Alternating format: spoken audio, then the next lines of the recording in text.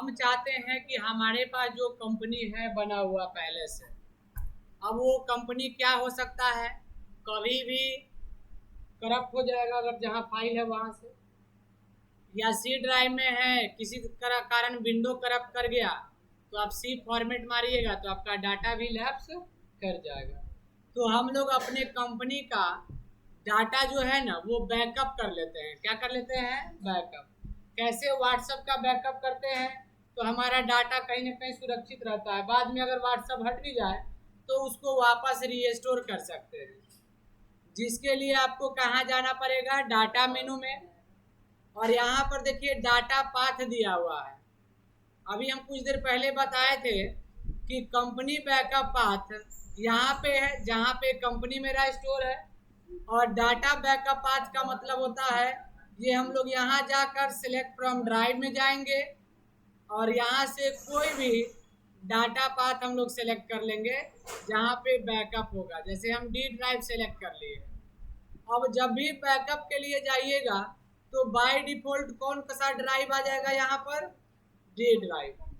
But हम यहाँ बदल भी सकते हैं। अगर हमारा इच्छा है पेन ड्राइव में बैकअप बनाना तो जब पेन ड्राइव लगाइएगा तो उसका एक अलग से यहाँ पे ड्राइव शो करेगा, सी डी या ई।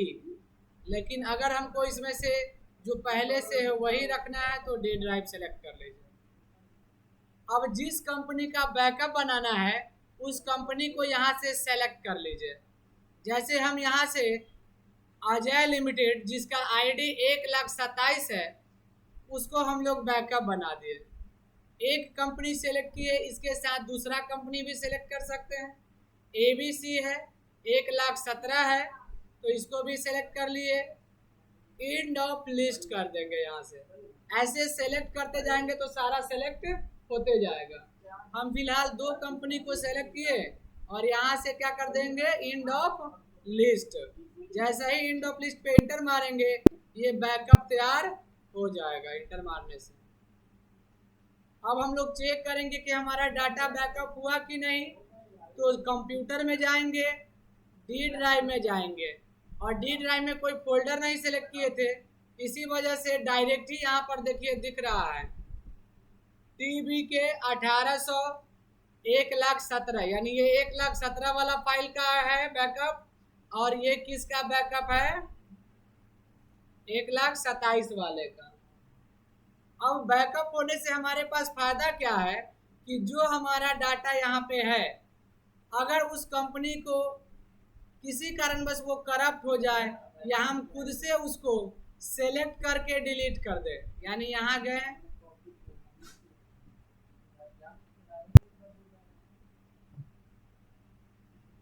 हम सेलेक्ट कर लेते हैं उस कंपनी को जिसको डिलीट करना है।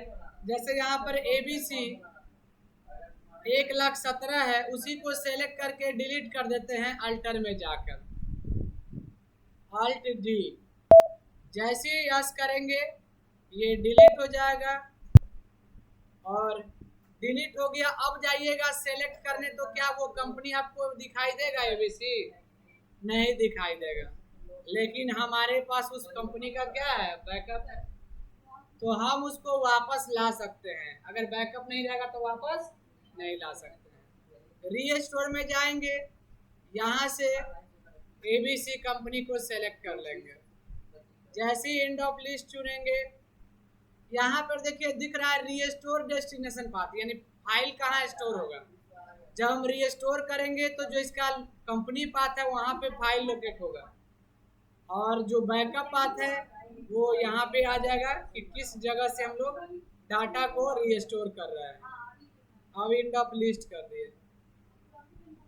यहाँ पे हम अगर एक और बैकअप बनाए थे 1,27,000 वाले को वो भी सेलेक्ट कर लेते हैं, एंड ऑफ लिस्ट कर दिए। जैसे इंटर मारेंगे ना तो यहाँ बोल रहा है कि जो 1,27,000 है वो पहले से हमारे पास है ही, लेकिन एक कंपनी रीस्टोर हो गया जो 17 वाला था, बट 27 वाला तो मेरे पास पहले से है तो उसको ओवरराइट करना है। तो यस, यानी ये भी फिर से ओवरराइट उसको कर देगा।